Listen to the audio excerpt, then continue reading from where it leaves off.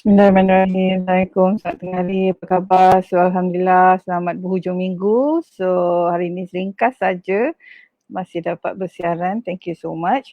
Okay. So, saya nak kongsi tentang diabetes untuk ibu hamil. Kerana histori dia, saya juga adalah pengidap diabetes, GDM. So, waktu hamil. Okay. So, it is a very difficult situation sebab diet kita ni masa hamil kita still ambil nasi putih, kita still ambil makanan berunsurkan tepung dan sebagainya, dan itu semua dikira tidak sihat. Okay. So saya kongsi satu artikel yang saya baca tentang saranan makanan yang perlu dijauhkan oleh ibu hamil yang mengidap diabetes. Ibu hamil yang mengidap diabetes, maksudnya pada situasi dia tidak hamil, dia tidak ada penyakit ni. Tetapi apabila dia hamil, dia mungkin akan mendapat diabetes. Okay, so sebentar.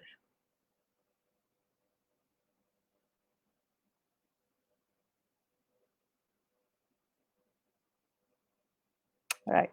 So, I kongsi artikel ni daripada saya suka baca tentang Dr. Ahmad bin Arsyad, semua orang kenal dia.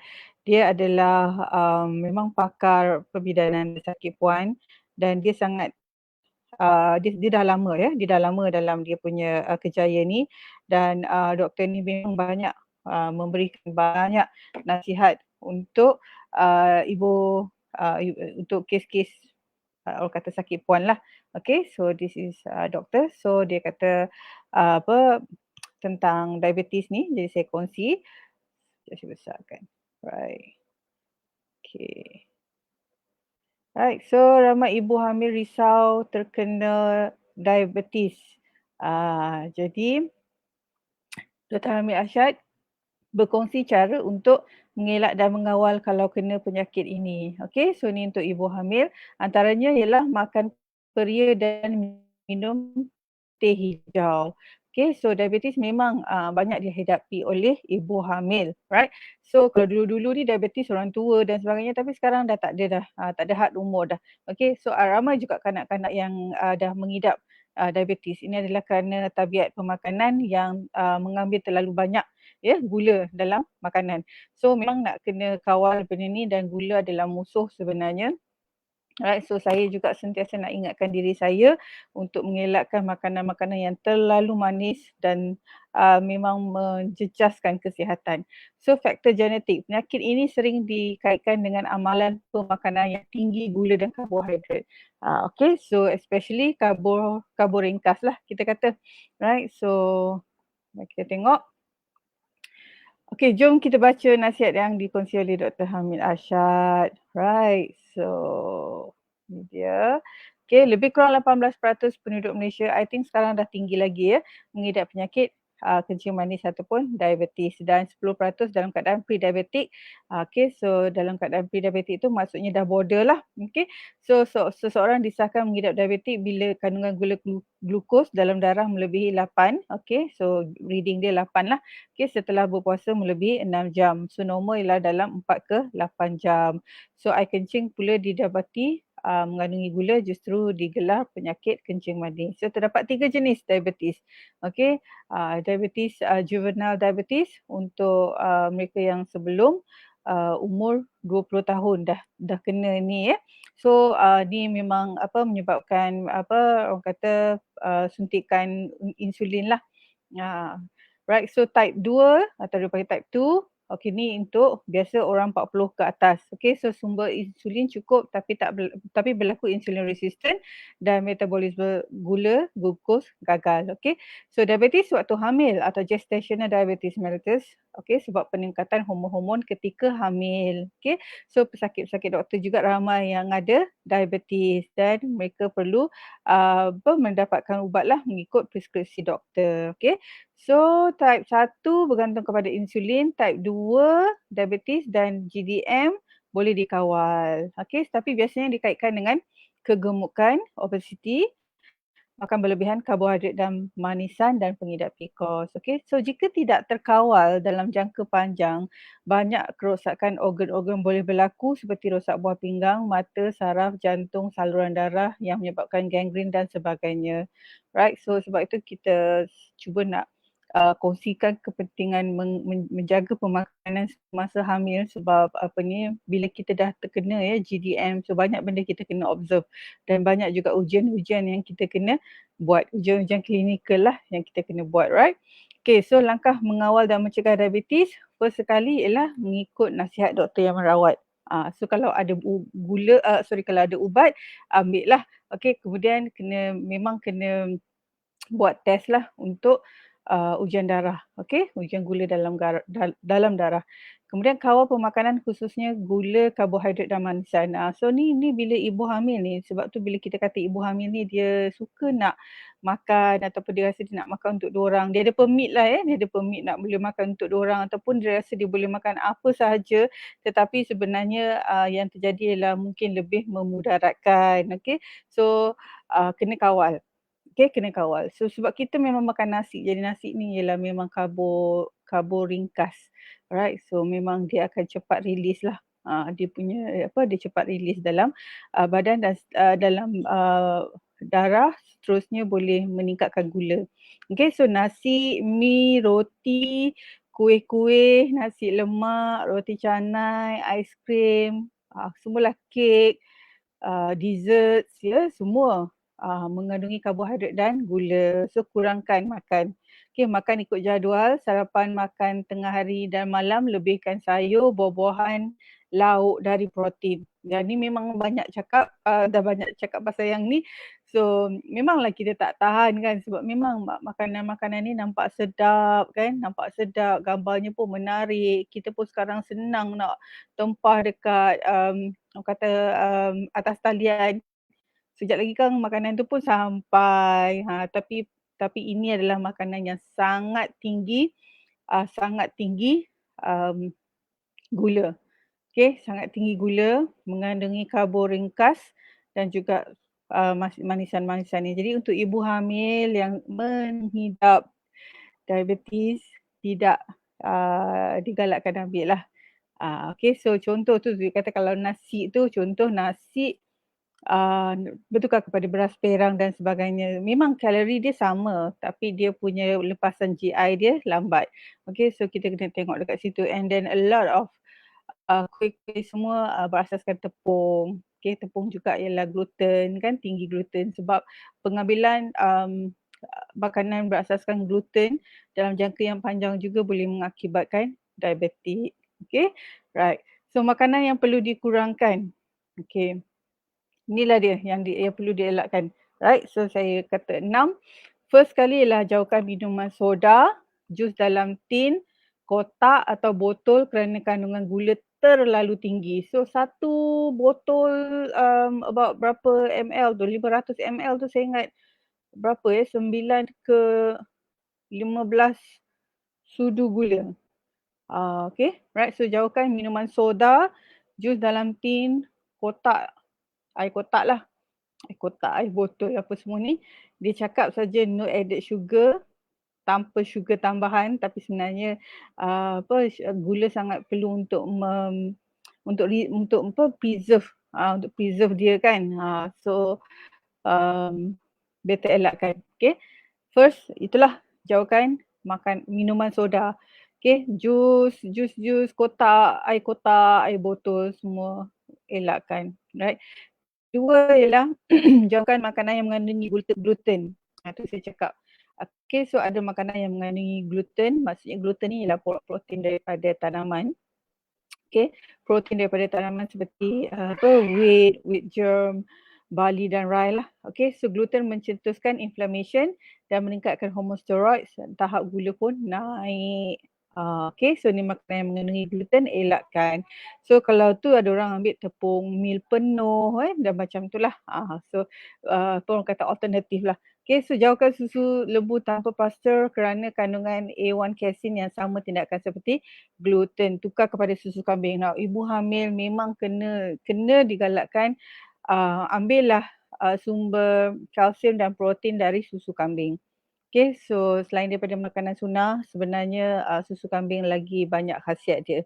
Right, dan untuk ibu yang ada baby kena demam kuning pun ibu berpantang ni kena ambil susu kambing supaya boleh transfer susu ibu tu kepada bayi dan cepatlah hilang dia punya kuning tu. Right, so jauhkan susu lembu tanpa pester. So memang banyak kebimbangan dekat sini, right? Keempat ialah jauhkan minyak soya, canola dan corn. Okay, gunakan minyak yang lebih baik. Sebenarnya di Malaysia minyak kelapa sawit, minyak kelapa sangat baik dah. Okay, tapi kerana kita telah orang kata propagandakan, jadi ramai yang pergi kepada minyak-minyak daripada negara barat. Tapi sebenarnya we have good enough orang kata minyak seperti minyak kelapa sawit dan juga mungkin boleh orang kata ni ialah minyak zaitun. Okay, right. So jauhkan produk-produk GMO seperti soya dan jagung yang diimport dari luar negara. So GMO ni ialah mereka kata makanan yang dihasilkan dari penyelidikan di makmal. Okay, so mereka orang kata kacukkan benih dan sebagainya untuk membanyakkan orang kata tanaman dan sebagainya. So kena tengok yang kat situ. Kalau dapat sumber yang lokal, bagus. Okay. Dan jauhkan semua orang kata minuman yang mengandungi alkohol lah. Okay. Dan mengandungi alkohol. So ini adalah makanan-makanan yang dilarang ataupun disarankan untuk ibu hamil supaya tak elakkan mengambilnya. Okay. So minuman soda, jus dalam tin, air kotak, air botol. So semua gula. Okay. Makanan yang mengandungi gluten seperti tepung sebab ni semua dia dah orang kata dia dah bleach. Okay, jadi tak ada kandungan dalam tu, tak ada kandungan yang nutrisi dalam tu sebab tepung ni semua dah di bleach. Maksudnya bila dia dah di bleach ataupun dia dah di bersihkan macam beras kita lah, beras putih kan tu semua. So kalau boleh jauhkan kerana kesan jangka masa panjang adalah akan mengidap diabetes juga. Okay, so jauhkan susu tanpa pastur, lebih baik tukar kepada susu kambing. Right, dan boleh ambil minyak daripada local source ya. Dan jauhkan produk-produk GMO ni. GMO ni memang selalu banyak dekat produk import lah. So sebab tu kita fikir tak semestinya produk import tu bagus. Kalau mereka dihasilkan sebenarnya revolusi pertanian dan untuk pemakanan ni mereka dah banyak hasilkan di lab. Okay, dia orang buat banyak kacukan. Right? Dia orang buat banyak kacukan. Right? So kemudian jauhkan minuman beralkohol. Jadi ini adalah saranan untuk ibu hamil, jauhkan. So apa yang boleh? Kalau kita kata jangan makan ni apa pula yang boleh kan? So takkanlah kita bagi orang kata cadangan, kita kata larang tapi apa dia cadangan dia, right? So makanan yang dicadangkan, yang disyorkan adalah makanan yang mengandungi fiber, sayur tempatan seperti sawi, kangkung, pucuk ubi, keledek, pucuk paku, nenas, oat, semua ni tinggi fiber. Okay, so apa yang jadi bila makanan ni dia tinggi fiber, dia akan excrete tau. Dia akan excrete orang kata lebihan gula daripada dalam badan kita, lebihan toksin, semua tu. So dia berupaya untuk menarik keluar. Okay, makanan mengandungi kromium seperti brokoli, cheese, kacang hijau, kacang panjang. So technically banyak lagi makanan yang lebih sihat ya. Okay, kemudian makanan yang mengandungi magnesium, bayam. Bayam memang. So ibu hamil tolong ambil banyak sayur berdaun hijau seperti sawi, kangkung, bayam kan. Brokoli. Macam senang jugalah nak dapat sayur-sayur ni. Okay, makanan yang tinggi magnesium seperti bayam, almond, yogurt, protein. Protein ikan-ikan lah. Okay, ikan yang berminyak, ikan salmon, tuna, tenggiri, daging, okay, daging ayam, daging lembu, ayam organik, kacang dal, ni semua memang tinggi. Tinggi dia punya minerals dia. Okay, lemak-lemak baik. Lemak baik ni minyak kelapa, satu lagi saya boleh showkan ialah minyak minyak zaitun. Okey, minyak zaitun. Kemudian makan rendah gula. Apa dia makanan rendah gula? Nuts. Kacang lah. Kacang, biji labu, sunflower, kuaci tu semua. And then berries, avocado, banyak lagi. Okay, so banyak. So memang carilah yang orang kata sangat bernutrisi untuk elakkan daripada ambil yang manis semata-mata. Ambil yang manis semata-mata, ambil karbo ringkas semata-mata because itu adalah makanan yang dah diproses. Sebenarnya technically nutrisi dia dah tak ada. Okay, nutrisi dia dah tak ada. Right? So ini adalah makanan yang disyorkan. Makanan yang mengandungi fiber, makanan yang mengandungi zat kromium, vitamin B lah ni. Kemudian magnesium, okay, minerals, kemudian lemak-lemak yang baik ya. Kena ambil, right? Dan juga makanan rendah gula ataupun nuts dan sebagainya. So ini adalah yang disyorkan. So kalau boleh tinggalkanlah dulu apa ya, you know lah, pastries, lagi apa? Pastries, brownies, cake, um, lagi benda-benda ni lah yang manis, ice cream, you know all these things, cuba elakkan dulu. Sebab ini adalah ibu hamil yang menghidap diabetes. Okay, so ini adalah apa orang kata menu-menu yang lagi sihat untuk dia lah. Okay, right. So supplement. So beberapa jenis makanan tambahan dan herba tempatan juga boleh bertindak menurunkan glukos dalam darah. Tetapi ini perlu diambil dengan pemantauan doktor. So yang pertama ialah kayu manis. Kayu manis ni memang um, apa ni orang kata memang dari dulu lagi dia punya khasiat dia. Okay, dia boleh mengurangkan glukos, kolesterol. Okay, kolesterol yang tak baik lah. Di samping meningkatkan kolesterol yang baik. Okay, kayu manis. So macam nak makan ni? Okay, so ada orang dia mix dalam drink, you know. Sometimes ada orang masak kan, macam buat masak banyak benda lah guna kayu manis ni, alright. Tapi yang baiknya yang memang yang pure lah, yang kita kata adalah yang grade yang baik lah. Okay. Kemudian peria. Ni gambar peria. Okay, peria ni memang macam I would say peria ni macam superfood juga. Okay, peria ni macam superfood juga. Kalau kita tak pandai goreng dia atau masak dia, kita celur pun okey. Ataupun some people buat ulam. Kan buat ulam. So dia tengok dengan warna dia tu pun dah tahu dah memang dia banyak khasiat untuk ibu hamil. Okay. So peria ataupun bitter gourd, kajian menunjukkan peria boleh mengawal glukos dalam darah dan meningkatkan insulin sensitivity. Ia juga boleh membantu mencegah komplikasi diabetes seperti rosak buah pinggang, rosak mata, rosak saraf, rosak salur darah. So terdapat juga kapsul dan tablet. Kalau tak boleh makan lah. Tapi saya lagi suka kalau makan dalam bentuk yang original, iaitu dalam bentuk sayur ini sendiri. Kalau kita tak pandai pun kita buat ulam.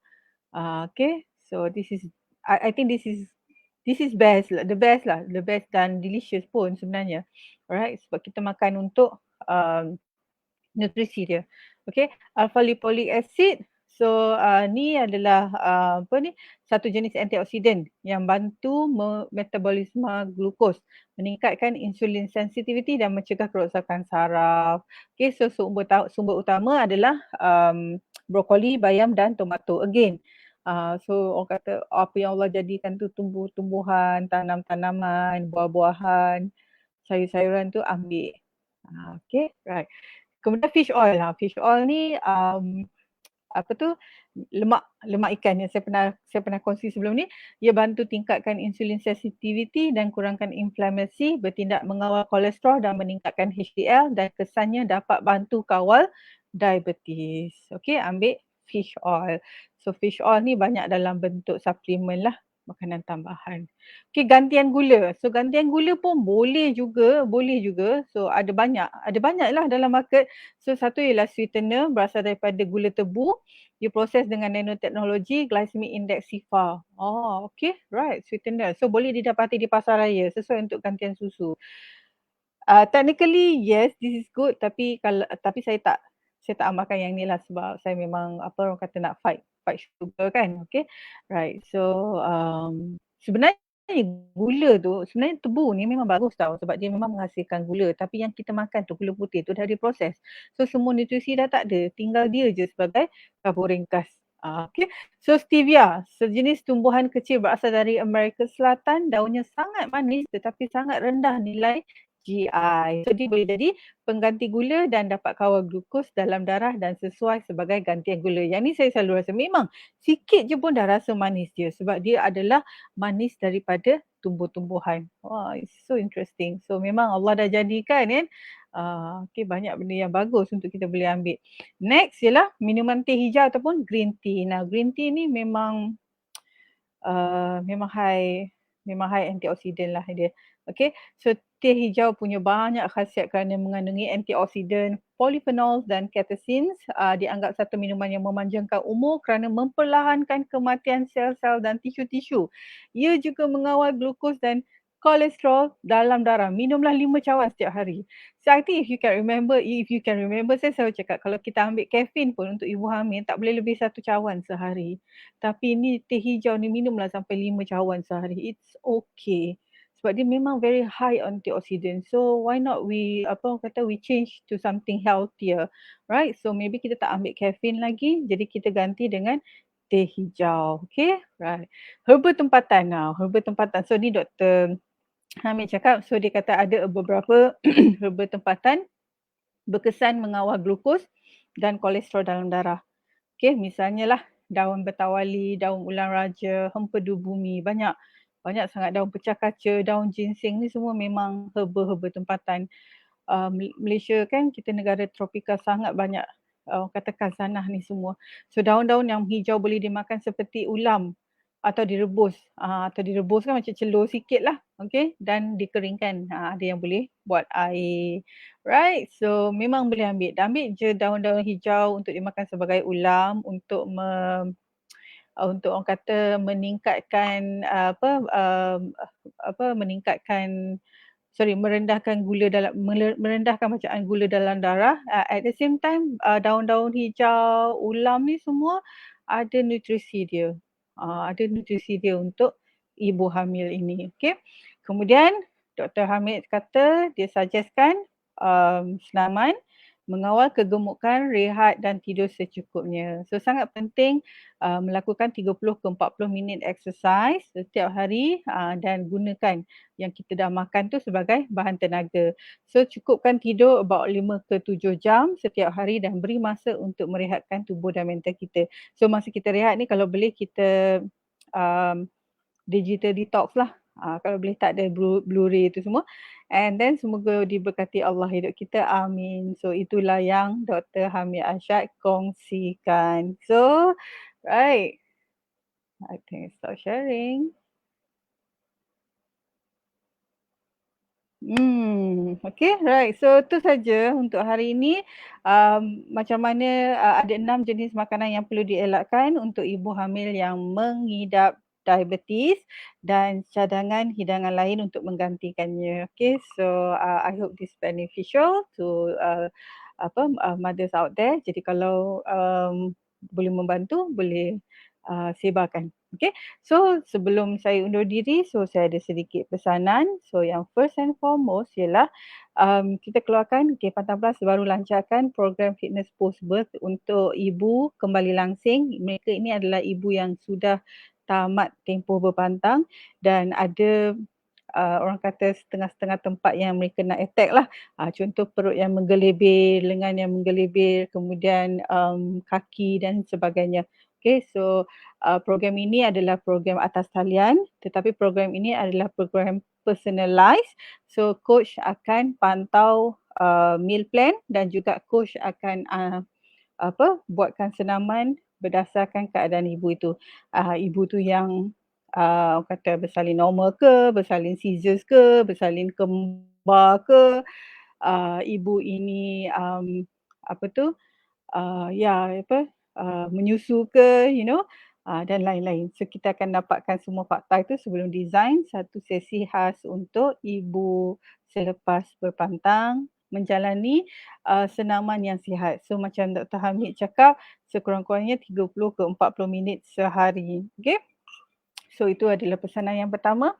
So pesanan yang kedua ialah memang masih lagi terdapat um, kadar yang sangat rendah untuk ibu hamil mendapatkan vaksin. Okey, saya tidak pasti kenapa dan saya ada baca ya ada sampai 5 bulan register dekat MyApps tu masih lagi belum dapat lagi giliran.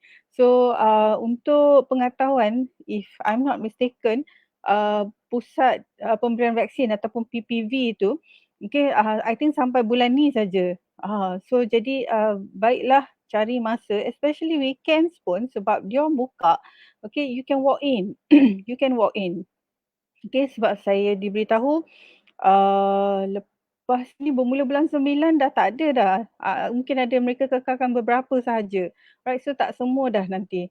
Jadi kalau PPV ini dekat dengan kediaman puan, so why not apa tu you gather your things and walk in. Okay, janganlah walk in kosong walk in bawalah dokumen seperti IC, buku ping dan juga kalau ada surat doktor. So biasanya I think among the medical practitioners mereka memang uh, dah boleh recommend dekat mana boleh ambil. Okay, so kadar vaksin di kalangan ibu hamil sangat rendah.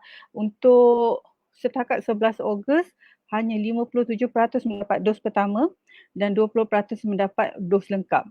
Okay, so maksudnya kalau ada 10 ibu, 2 je yang vaksin. So itu adalah kadar yang sangat rendah. So kita cuba hendak menggalakkan ibu hamil untuk mendapatkan vaksin. Alright? Okay, so